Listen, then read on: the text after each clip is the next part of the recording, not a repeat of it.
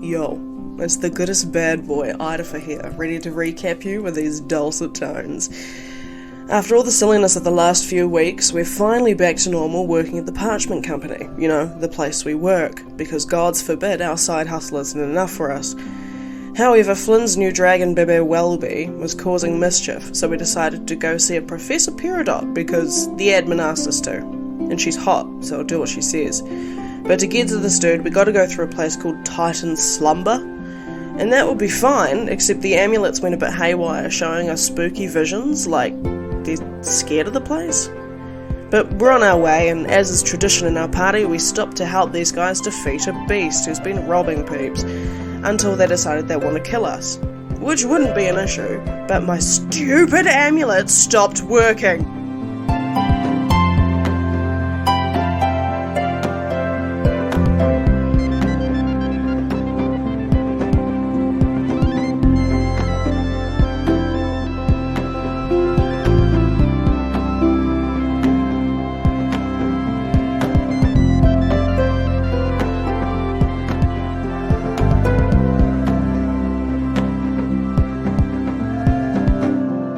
Everybody, and welcome to the terrible adventures of the Janice and Breford's Parchment Company. We're in the Domain of the Ordinary arc, part 2. My name is Penny D. I'll be your DM, and the last exciting purchase that I made in my life was, believe it or not, I just bought myself a new mattress. Oh yeah! Recently just bought myself a cast iron bed frame, and then I was like, crap, now my mattress sucks. So I just bought myself a new mattress and a mattress topper, and this week, because I only got it this week, has been just blissful, amazing sleep. The most boring purchase to talk about, but I couldn't wait to brag about to someone. That's what being an adult is. Yeah. Yep. The best part was it came all vacuum sealed in plastic, and when you undo the plastic, it starts to self-inflate. It was so fun. Oh, one of those ones. That's cool. Oh, okay. Well, first off, hi, I'm Poppy. I play Idafer the Tiefling Rogue. Am I allowed to talk about an upcoming purchase that I'm really excited for? Go for your life, bud. Okay, sweet. So I'm going to get an iPad Pro. Yeah. I love myself a bit of drawing, but I always do it at my computer. But I want to be able to go anywhere in the house or go outside and draw on my iPad, and it's going to be wonderful, and I'm very excited. Oh, that's so exciting. Hello, I am Nate, and I play your most sales-worthy halfling bard, Flynnvar. My exciting purchase that just happened is there's two, actually. I'm greedy like that. We have a lot of shoes under our coat rack by the front door, and I hate it. So now we've just got one of those IKEA kind of white kind of tuck-away things. You pull it out so you can't see all the... So good. So tidy. Oh, I'm so excited for that. And also, as a proud uncle... We just brought our first safety booster seat for our nieces, so Aww, Yay. that's so sweet. You know, you're adulting when you can afford to buy a car seat for someone else's kids. Hi, my name is Stephanie, and I play your best friend, Frankie, the human artificer. Probably my most exciting purchase I've done recently was I bought 2 more smart light bulbs, so I could connect it to my Alexa, so I could lie in bed and be like, Alexa, turn off all my lights. Yeah. Yes. So I'm slowly developing a collection of smart things, so I don't have to turn off things. Not to make your story about me, but now that I have the new mattress, getting out of bed to turn off the light is the worst. It is, yes. So I really feel you on that. I might follow up on that shortly. I recommend it because she could control my TV, she could turn on and off my computer, she could turn on my lights and my heater and everything, so I don't have to move. Oh, she's amazing. Good for her. Hi, my name's Liz, and I play Karen, the manager with a secret. The secret is she knows how to do magic. It's not that much of a secret. She doesn't really know how to do magic, though. She knows how to eat grass. She knows how to punch really good. My exciting purchase that I've made recently, I actually bought it yesterday. My exciting purchase is a new jacket that I got from the op shop for $15. Yes. And it's denim and it's oversized and it's quilted, so the inside is nice and warm and it's really cute. I bet you look adorable in it. I look great in it. It's really cute. You look great in everything, honey. Oh, thank you. Yeah, your fashion's fantastic. Thank you. All right, well, this isn't a, sensible, reasonable purchases podcast. This is a D&D podcast. We just had some unfortunate setbacks happen, so why don't we see if we can get that all sorted out, eh?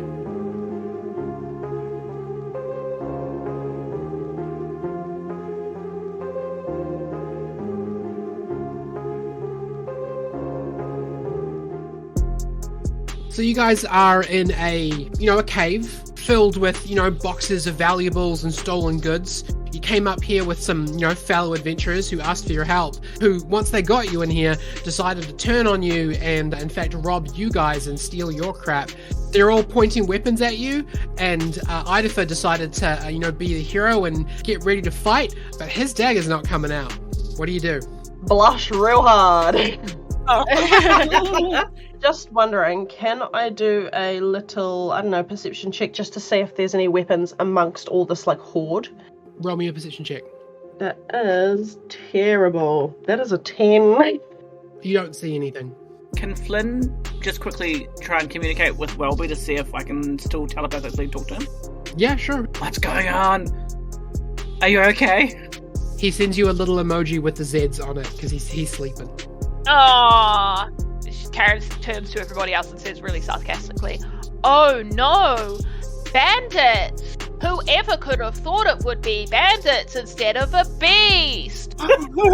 Karen's going to step towards the bandits and kind of limber up and say, "Find something to fight with, boys. I'll hold them back."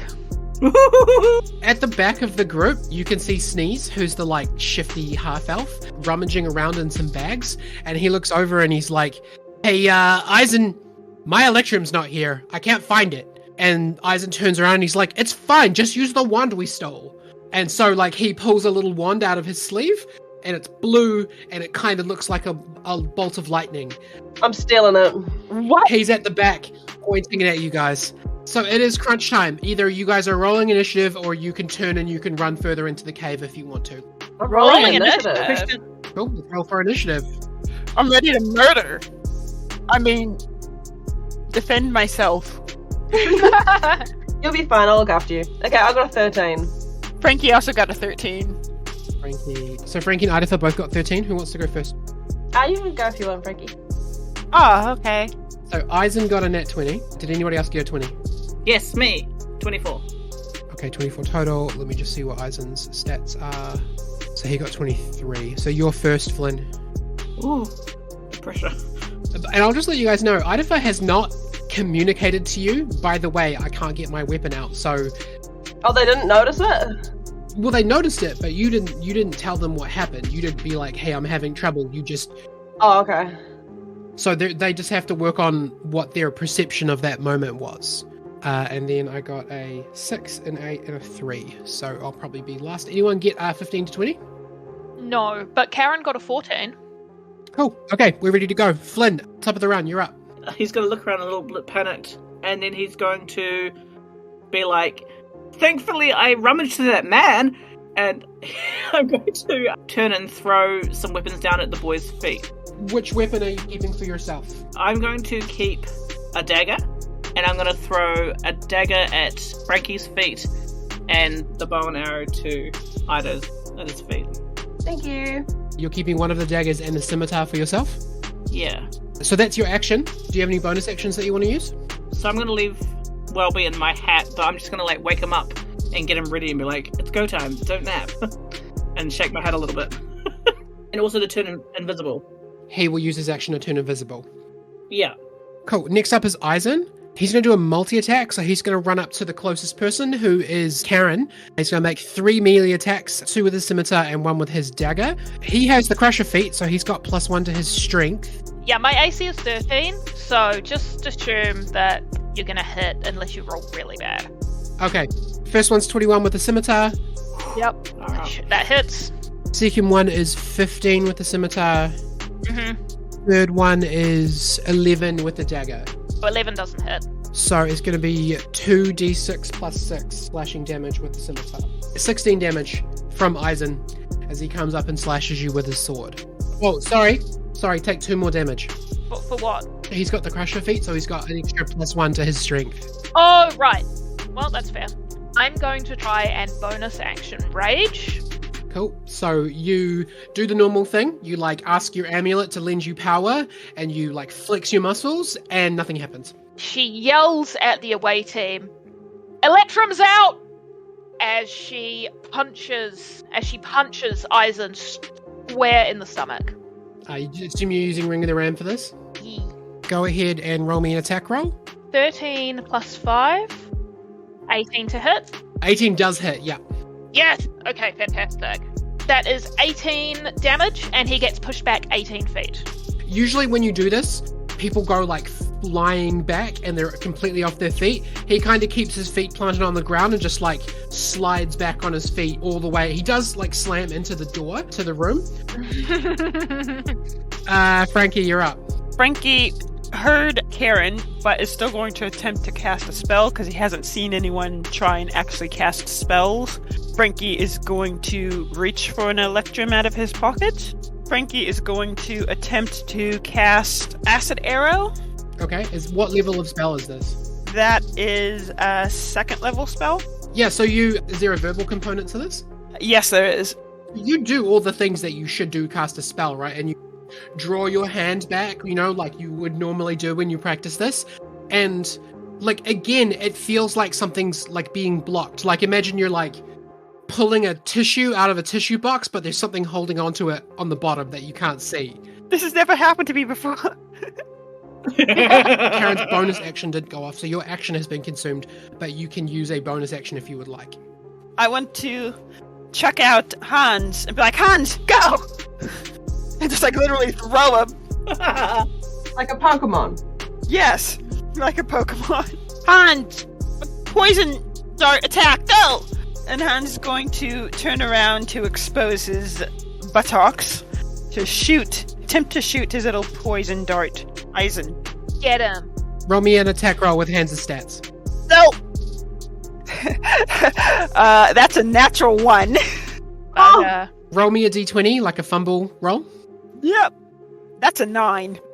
Not great, but not disastrous. Until you have time to fix him, that dart is stuck. Oh dear. Hans is all defeated and upset. Oh. It's like, it's okay, Hans. You did your best. What, Karen, are you next to any of them now that you push dude back or no? Not at the moment. In that case, I will use, I forget what it's called, but that thing where I don't move, but I gain advantage. Steady aim. That's the one. I'm going to use steady aim and focus on sneeze. Okay. And I will just use my short bow. Cool. Yeah, go ahead and roll me an attack roll. That is 19. 19 hits. So he gets hit by an arrow, so you can go ahead and roll me a d6. Can I use Electrum to do sneak attack? No. Like, your channeling of Electrum is not working right now. Not working, okay. Alright, so that is... Oh, that's nice. That's 8 damage. He takes an arrow through the shoulder. Good. These other guys feel like they're used to fighting, and Sneeze maybe doesn't deal with damage all that well. Suck it, Sneeze! That's my turn. Sneeze is actually up next. He tries to pull the arrow out, but he's too much of a wuss to actually, follow through with it. He's just going to walk around a little bit so that he can line Idafer and Flynn up. He's going to swing his wand, and he's going to cast Lightning Bolt. A stroke of lightning forming a line of 100 feet long and 5 feet wide, so it hits both of you. Blasts out from the wand. You both have to make dexterity saving throws. Wait, so the wand worked? Yeah, how could the wand work? Because magic items still work. Oh, mother app.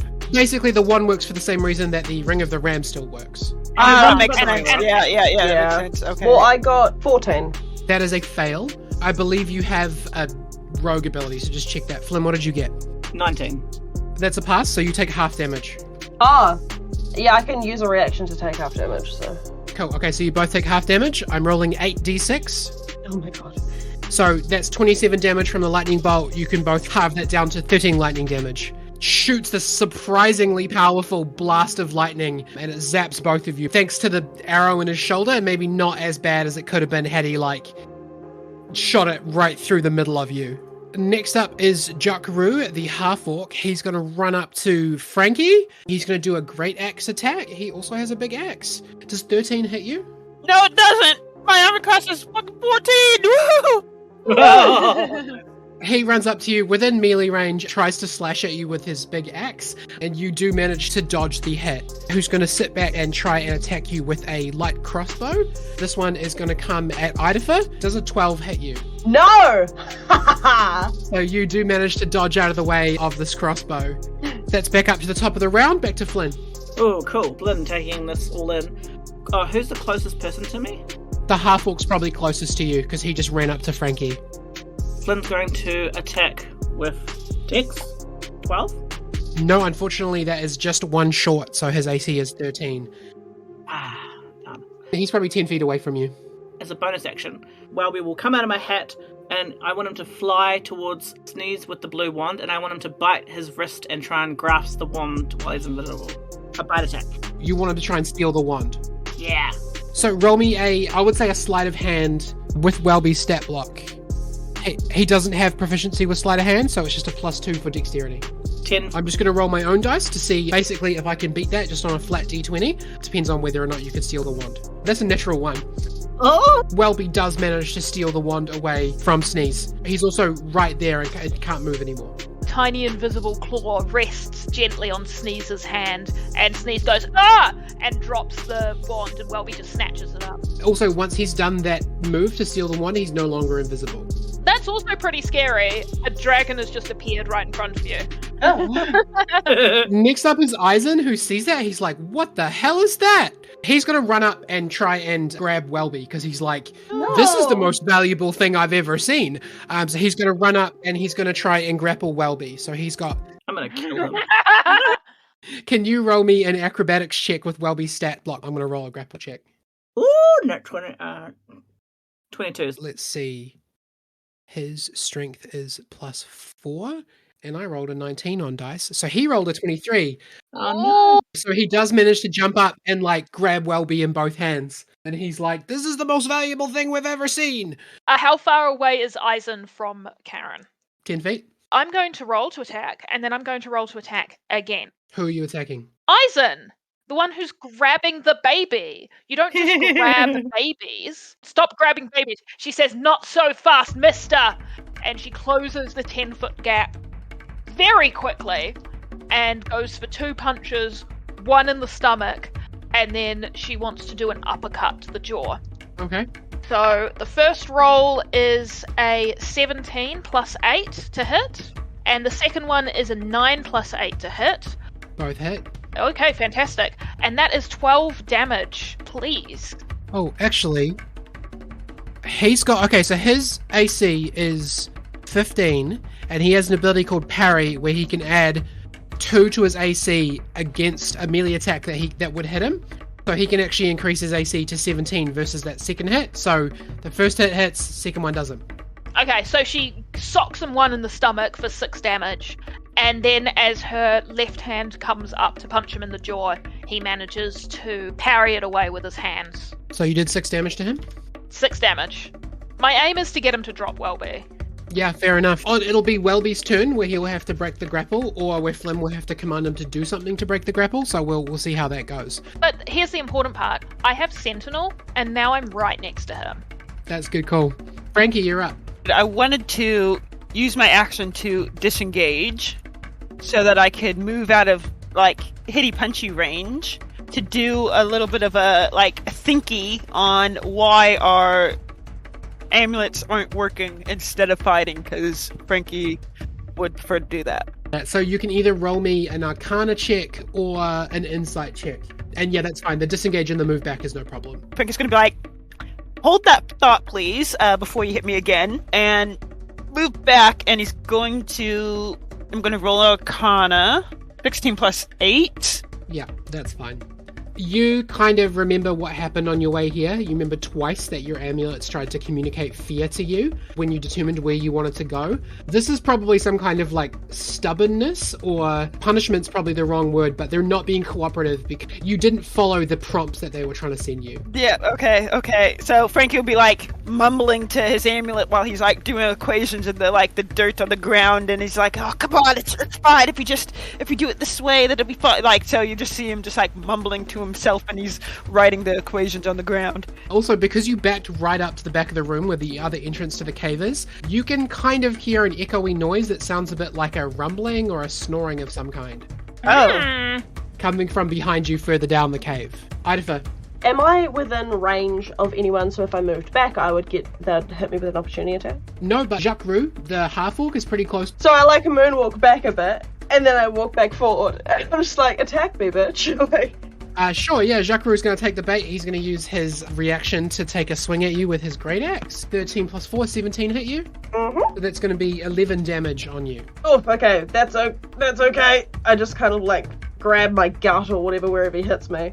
Alright, so in reaction to that, I will use Hellish Rebuke. Cool, how does that work? I point my finger at the creature that damaged me, and they are surrounded by hellish flames. The creature must make a dexterity saving throw. It is a DC 13. Cool, he got 3 plus 1, so he got 4. Perfect. I'm using it second level. That is 6, 5, 11 plus 7. That is 18 fire damage. Ooh. Yeah, so you do this, you like run up to him and bait him and he attacks you with his axe, and then as soon as he hits you, you like look up and your eyes are like sparking with green energy and he just like erupts in green flame, and when the flame like settles down, he's like charred and you're pretty sure he just burned to death. He's dead? He's dead. So I turn to Eisen and I'm like, you're next. And then I shoot him with my bow. 12 to hit? It doesn't hit, does it? He's got 15 AC, so no, not quite. He's kind of grappling with Karen and grabbing the dragon, and because you're trying to be careful, you aim a little wide. Yeah. Next up is going to be Sneeze. He's going to try to get the wand back from Welby. Flynn, Yeah. Nate, can you Yep. please roll me a strength check using Welby's stats, and I'm going to use a sleight of hand check using his stats. I got 14 plus 0, so I got 14. He got a 17. I mean, he got a 19, but he's got a -2 strength because he's tiny. This is just like this weedy, like half-elf with a bad moustache, like trying to grab this wand back, and even though he's being grappled, Welby's like, and like holding onto it with his little hands. Like a little baby raccoon who's like, ah! Yeah. So he fails to take the wand back. Jacques Roux is dead, so Henry's up next. Henry's like looking around. This is just like a halfling woman who's got a crossbow, is like looking around a little bit and a bit, I don't know what's going on here. She's gonna take a Molotov cocktail out and light it and just like throw it at Idafer. Oh my god! Idafer, can you please make a dexterity saving throw? And Frankie is going to use his reaction to be like, Ido, dodge! And so that you could use his Flash of Genius, which is a +5. Thank you so much. You're welcome. Do you like his advice? Oh my god. That's a nat 20. So you pass, so you're just gonna take half damage. And I think you're resistant to fire as well, aren't you? I am. Yeah, so that is 6 damage, so you can take 3 fire damage. Oh, sorry, 1 fire damage, because you brought it right down. Flynn, you're also close enough to this that I'm going to have you take 1 fire damage as well, because you do get caught in the splash of it. Henry's going to bail. Henry's going to head back out, like, past the axes. Am I close to the lever? I suppose if you wanted to, like, make that your thing to run up and, like, flick the lever back on, I could give Henry a dex saving throw to see if they could survive the axes. Flynn, you're up. So yeah, Flynn wants to dash, like, run to the lever. Yes, do it! So you're gonna turn the trap back on Henry?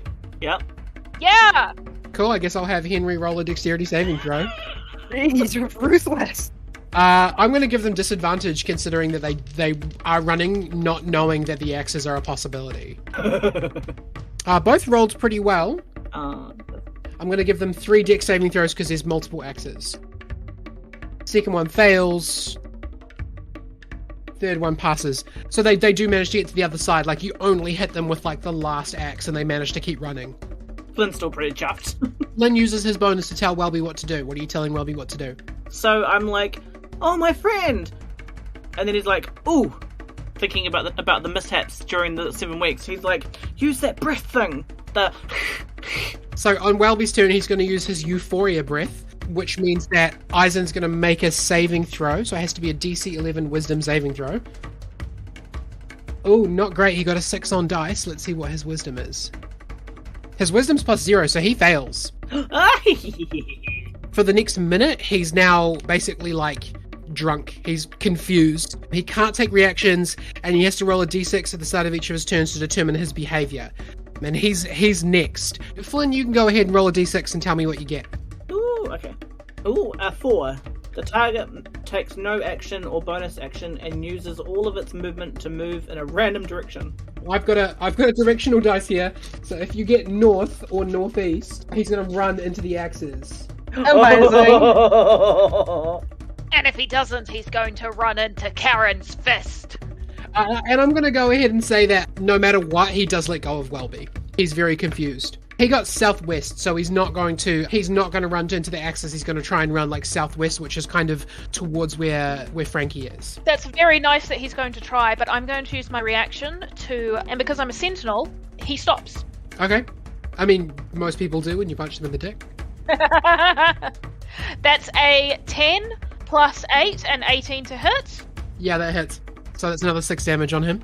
And he stops right there. He kind of collapses a bit. And he goes, Ooh! You just hear Welby snickering a little bit. I chose the wrong people. So yeah, Welby's free, and he's still got the wand. Karen, you're up. Yep. Karen keeps punching. As she punches Eisen in the dick, he kind of crouches down. Her first attack is going to go for his head. That's a 17 plus 8 to hit. 6 damage. The second attack is an 8 plus 8, a 16 to hit. How do you want to kill him? Yeah! Oh, shit! Punch right through him.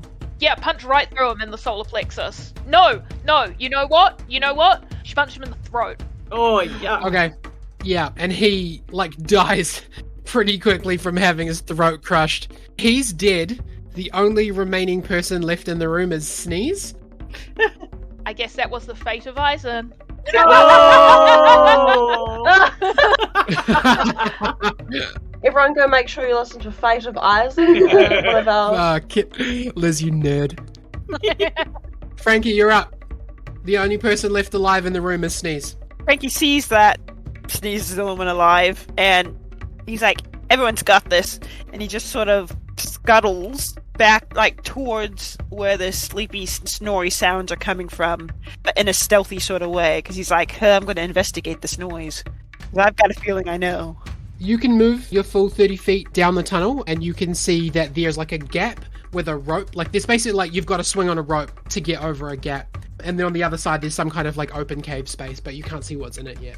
Yeah, Frankie will do an acrobatics check. Oh, natural 20! Oh, thank God. Yeah! Awesome. Yeah, nice. Yes, so you run down the tunnel, you jump and you swing on the rope and you let go on the other side. Perfect gymnast stance. And now you can see what's in the other room. Frankie's like, oh man, no one is here to see this. They'll never believe I did it perfectly. You can see the source of the sound. Sitting in a chair, kind of leaned back with his feet up on a desk, next to a small pile of blue coins, there's a tabaxi with a furless head lulled back, a sphinx tabaxi in orange monk's robes, taking a nap. I seem to remember this tabaxi. We know who that is. You bastard. Ran out on a job. Idafer, you're up next. So Welby has the wand, right? Yep. Am I able to talk to Welby? I mean, you can. Yep, he can understand you. But he can't do an action on my turn, can he? No, only Flynn can command him because Flynn's his mommy. Oh. In that case, I think I'll just try and shoot Sneeze with a short bow, because... 15? Yeah, 15 hits. 8 damage. How do you want to kill him? Oh my God. Throat shot. Is he backed up to a wall? Yeah. I'll be like, achoo! And as I do that, I shoot the bow and it goes through his throat and pins him to the wall. Oh my God. Yeah, absolutely. He looks really scared. Good. Like it takes him a second to die, and then he like looks you in the eyes, and then he's dead. That's combat over.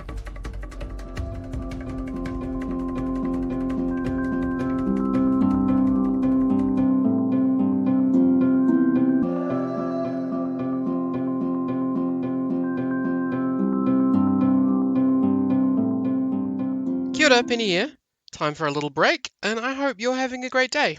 A little more info on next month's live show. I'm pleased to announce that it will be called Frankie's Big Date, and we'll be having a wonderful guest PC from one of the big New Zealand D&D shows. Tune into our Twitch channel on Sunday, February 19th, to have a little Valentine's Day adventure with us. A big round of applause, the kind that teachers do at school where they clap in a big circle, to our JBPC patrons.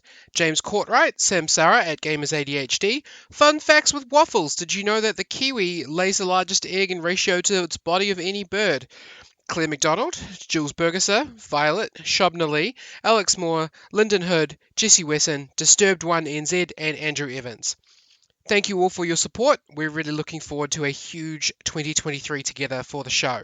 If you would like to become a supporter of the terrible adventures of the Janice and Breford's Parchment Company, go check out patreon.com/JBPC podcast. There are multiple tiers with lots of different rewards that you can unlock, and we post patron-only exclusive content there from time to time. Music credits, thanks to Audio Hurts for World War Outer Space, Kevin MacLeod for Firebrand and Covert Affairs, Cooper Cannell for Jungle Intrigue and The Path Starts Here, Jeremy Blake for Mia, and South London Hi-Fi for Enchanted Forest Dub.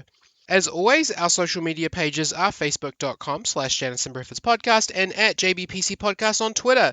And keep an eye on the Kiwi RPG hashtag for all sorts of things that Kiwi creators like us are doing with their projects. Okay, I think that's it.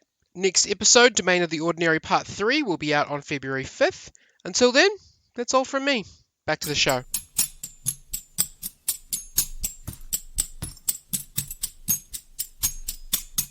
Frankie, you're in the back room. You recognize the person who's back there, who's snoring so loudly that you could hear him from where you guys were fighting. Frankie whispers under his breath, but probably not very quiet. He's like, "Skin?" They twitch and they're kind of leaning back in their chair and they fall back. Being a cat, they manage to roll out of it up on his feet, and he's got his martial arts stance with his claws out, and then he's like, "Oh, hey Frankie, what's up? What's going on, man?" Oh, boy, is it great to see you. What have you been? I've been alright. Ido runs into this room because he's like, "Oh my god, where's Frankie?" So you have to roll an acrobatics check to get over the rope swing as well. Oh, okay. In my acrobatics, not that good. 7? Yeah, so you run over and you grab the rope and you don't quite manage to make it over and you actually fall down. You're going to take 2d10 fall damage. Oh, me with falling? Yeah, there's going to be 7 fall damage as you just fall, maybe 15 feet just to the little rocky... Yeah, it's not pleasant. I'm an idiot. And so, Frankie, you and Frisk can hear a crash from the other room, and he's like, "Oh, just the same old stuff, really. I'm just, hanging out, just stealing Electrum from Master Spec, usual stuff." What was that? That sounded like Idafer. Yeah, I think that was Idafer. He's not good at stuff. I crawl up out of the hole, and I'm just like, "You." Hey, what's going on, boss? It's good to see you. Technically it's good to see you too, Friskin, but also, are you the leader of these bastards? Who? Guys just came in, they seemed familiar with this whole operation. Oh no, this is just where I store all the stuff that I don't need. I just here for Electrum. Oh. I don't have any guys, but people turn up here once in a while trying to hunt me, and I just kill them and stuff. It's fine. Oh! I'm glad that we are friends, right? Oh my god. Oh yeah, no, we're friends. That's fine. Don't worry about it. Cool. Yeah. Well, now we know it's you. It's fine. But these bandits double-crossed us. They're like, "Hey, there's this beast with a bounty on your head." We're like, "Okay." That bounty is so low compared to how good I am. Yeah. So, do you guys need a hand? I can kill him for you if you want. I think they're all dead now. People's been punching them in the throats and in the dicks, and they're pretty well punched, I'll be honest. One of them ran away. One of them ran away? Karen comes rushing down the corridor and she's like, "Stop messing around down here." Oh, hey, Karen. Them's got Friskin? Did you say one of them ran away? Because I can go catch them. I'm way faster. What? Some ran away. We turned on the axes again, though, so be careful with that. It's fine. I'm faster than that. I'll tell you what. I'll go kill that guy. You guys stay here and help yourself. Don't steal my Electrum because I will have to kill you. Help yourself to any of the stuff from the front room. I'll go kill that guy and I'll come back. And then there's a whoosh of air and he's just gone. Oh my god. He's so Flynn definitely cool. wants to loot the room. Yeah. Yeah, definitely looking through that loot. And the people. It doesn't take a lot for you to change your perception of people, does it, Idafer? What do you mean? I've always liked Friskin. Just last week, when you were clearing up Welby's mess, you were like, oh, that tabaxi that came and was here for like 2 weeks and then refused to be a janitor. I hate him. I wish he was still here so I wouldn't have to do this job. Karen, do you need to stop putting words in my mouth? No, I do recall you saying that. You were complaining about having to do the work. I never said that. I like Friskin' the cat.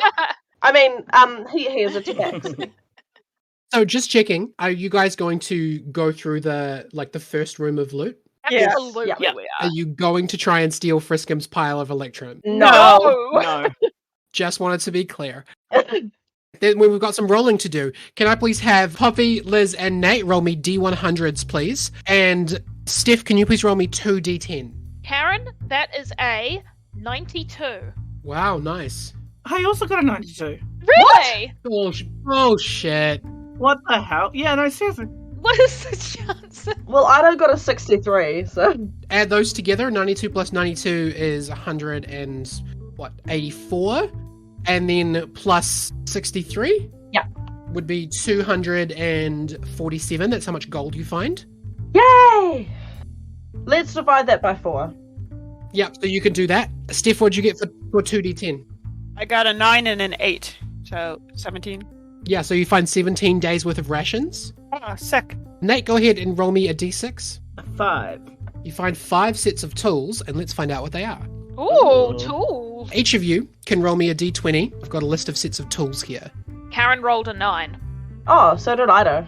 1, 2, 3, 4, 5, 6, 7, 8, 9. So there's 2 sets of jeweler's tools. Ooh! Frankie rolled a 3. That's calligrapher's supplies. Oh, he's gonna rewrite some fucking cute-ass letters! Flynn got a 14. Flynn, you find some smith's tools. Oh. I'm going to roll the next one. You find 1 longbow, 2 hand axes, 3 daggers, and a wand of lightning bolt. Is that the one that Welby's holding? Yes. Alright, give me those hand axes. I will take one of those daggers. Can I have the lightning bolt? I was gonna say Frankie wants the lightning bolt. Want to roll for it? Okay, we could roll. Do we do just roll a d20 and the highest one? Yeah, do that. Okay, ready. Oh. A 5? It's a 12. Oh! Maybe we're gonna have joint custody. Yeah, we could do joint custody until I move away to college. I'm going to roll a D1000 to see how much jewelry you find. I'm gonna do this on camera. So you find 240 gold worth of jewelry. So it can be, just like rings and necklaces and stuff. Steph, I'm watching. And one of you roll 1d4. This is how many sets of noble clothes you find. Me? 4! Yeah, so you find 4 sets of noble clothing.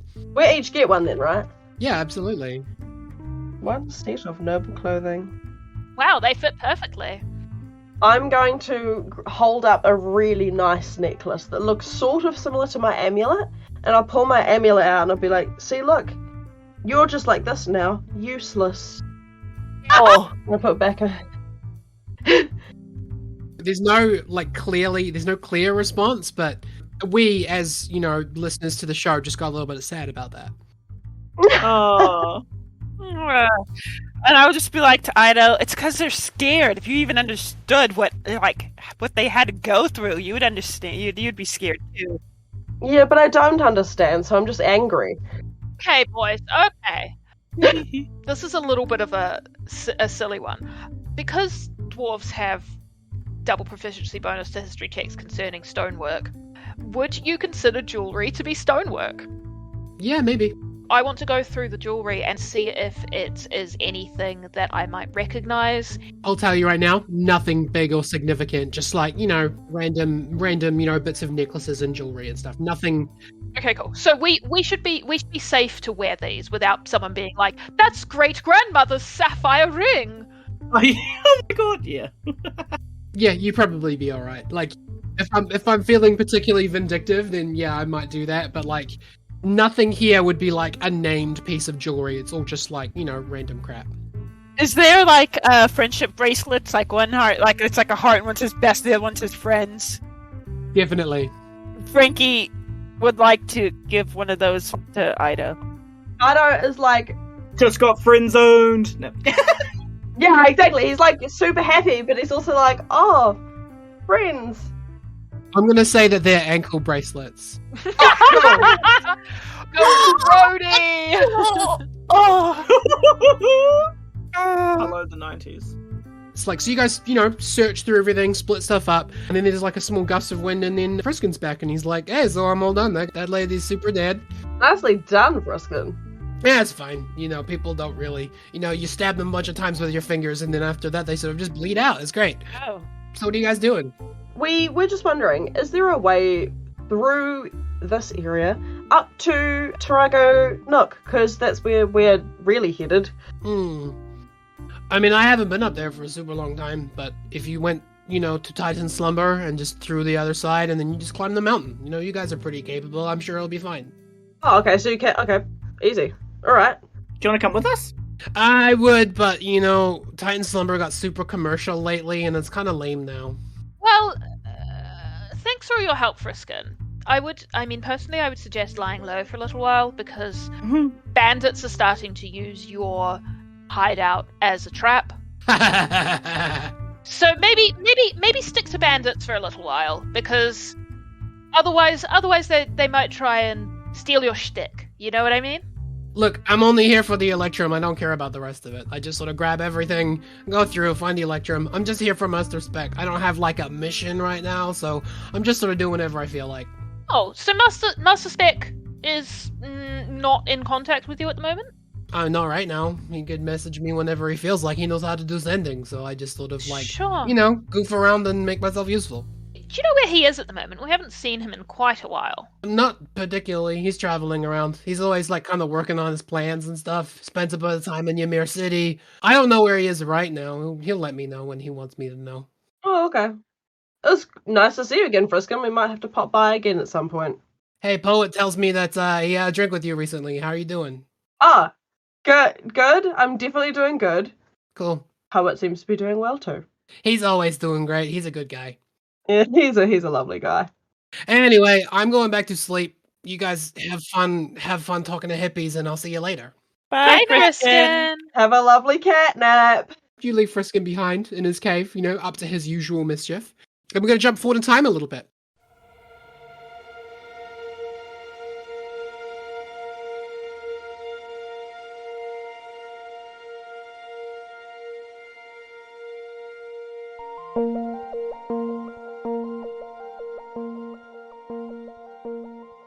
Party's back on the road the next morning. You went back to the inn, slept in, had breakfast, jumped back in your car, moved on. No one asked you. We were questioned about those guys that were there, but now they're not. No one asked you about those guys. You came back without them, and everyone, I guess, just sort of assumed that the beast, got some of you and not the rest. So you guys travel on the road for a bit. So yeah, you're traveling on the road a bit, heading towards the eastern mountains before you kind of crest a hill, and the settlement of Titan Slumber comes into view. The entire place is surrounded on almost every side by a rock formation that does kind of look like the head and arms of a giant, kind of like sleeping on its front. Within the arms, there's, hundreds of people in a settlement spread out over a flat, gentle desert area. From your elevated position, you can make out tents, stalls, and a big stage with people thronging in front of it. And at the very center is this 40, 50 foot tall burning effigy of a man. Yo, we're a Burning Man. Let's all get munted. When you lay eyes on the settlement, you get that small pulse of fear and dread coming from your amulets, and you're like, yeah, this is the place that they're afraid of. This is your next stop. I pull out I'm doing a lot of talking to my amulet at the moment. I'm like, look, I'm really sorry about what I said before. I was just frustrated because, well, you didn't work when I needed you to work. Now I know that you're scared of this place, but we need to tighten our resolve, and we will be absolutely fine because we are very strong and powerful, and come on, you've seen us all do very well in battle, so you'll be fine, okay? Roll me a performance check, Idaho. That is a 12. You certainly feel more confident having heard your own speech. But your amulets don't really communicate in the they don't they can't talk. They sort of projected an emotion into you and rather than be like, hey, let's not go here, they like showed you something that made you feel afraid. But they can't speak, so you have no way of knowing whether or not, like you certainly feel better. And that's what matters. That is what matters. So, little while later, you park up your cart. There's like a space where people just sort of parking, walking on foot, and you enter the town. It's more of a makeshift festival than a town, really.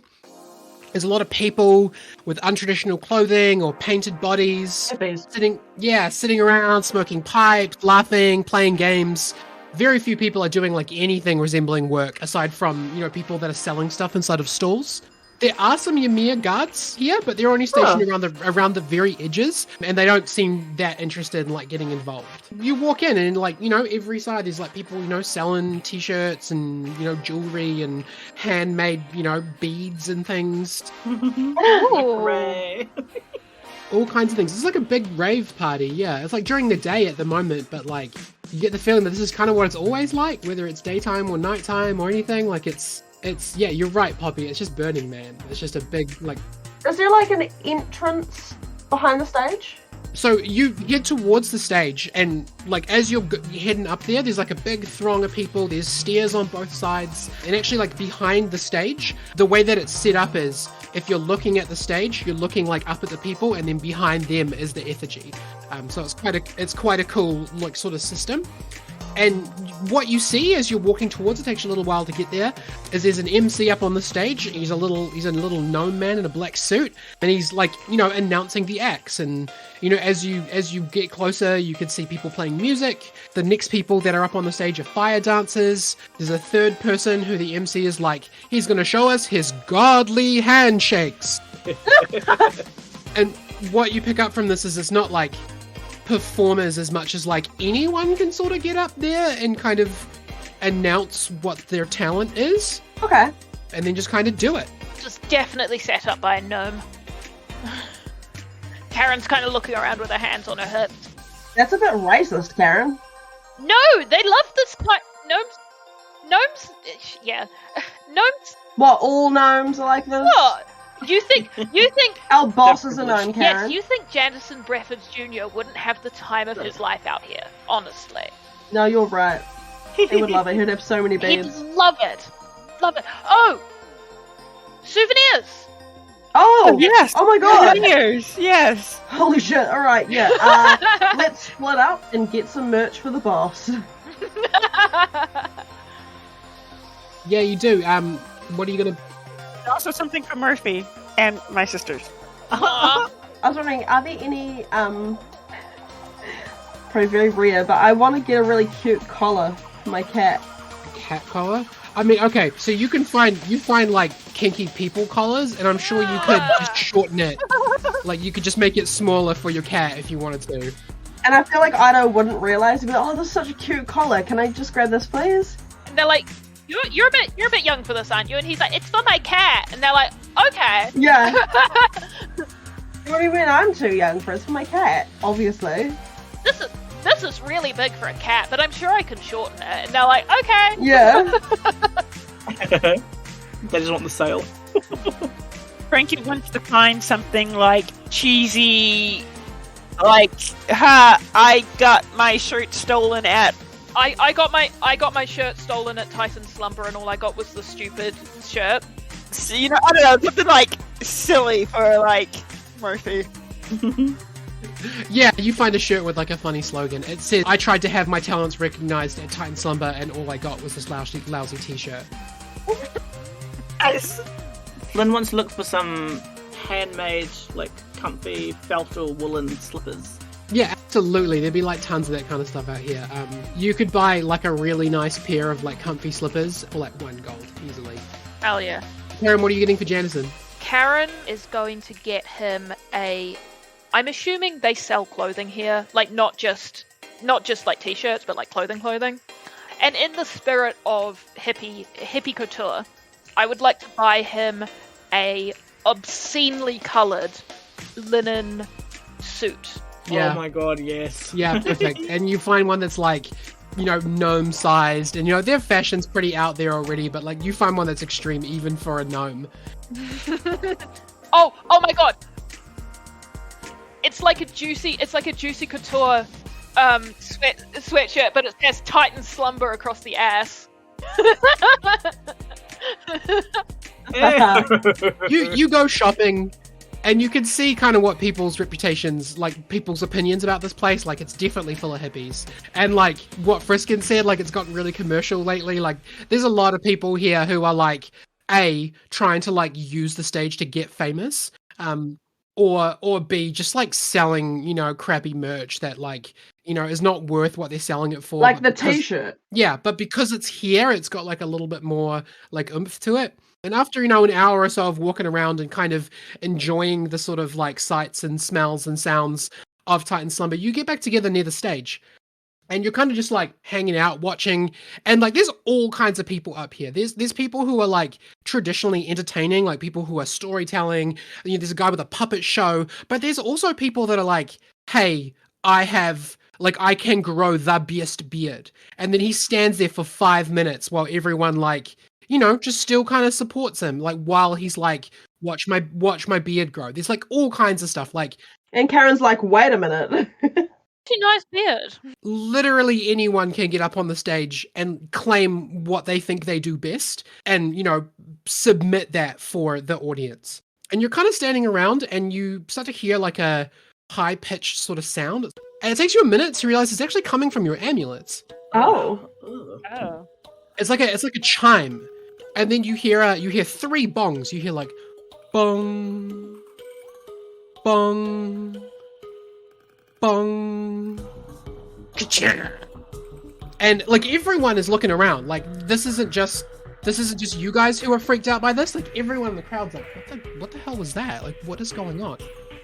And you turn around, and Nick, like, just be near you, there's like this person, but they're not, like, they look really weird. Like they've like covered in tumors and like super misshapen. They've got like pointed elf ears and like they look really off-putting, like they've like been affected by radiation or something. And it looks up at you and he's like, I'm the judge, man. Thank you so much for returning the prizes to the slumber. No, what prizes? No. Who are you? You're the judge? What's your name? I'm the judge. I get to decide who wins at the slumber. I always have. And then he produces a scroll, and he speaks a few words of Celestial. Does anyone here speak Celestial? Absolutely not. Idafer, you have the earring of understanding, don't you? I do. Yeah, so it would activate automatically. Oh, okay. He reads off the scroll, and Idafer, the words that you hear are, the word of ascension states that if you are not chosen, you must return to the grotto. And there's like that like ringing noise that you can hear becomes louder and like syncs up with that ringing you still have in your ears that came from those chimes.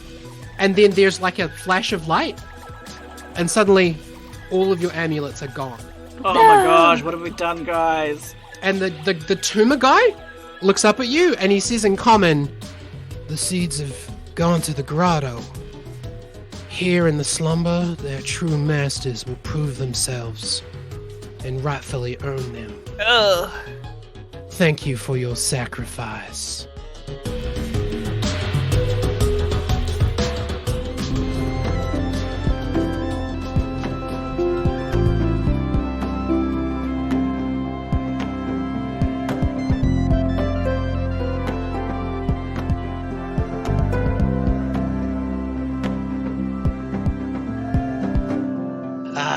Looks like they are gone. Off to play at the slumber. I wonder if they will find it challenging. Friskin says thank you for listening to the show, and don't trust a deal that seems too good to be true. Also listen to the Fate of Ison podcast. Yeah, he died in this episode, but it wasn't, like, symbolic of anything. Goodbye.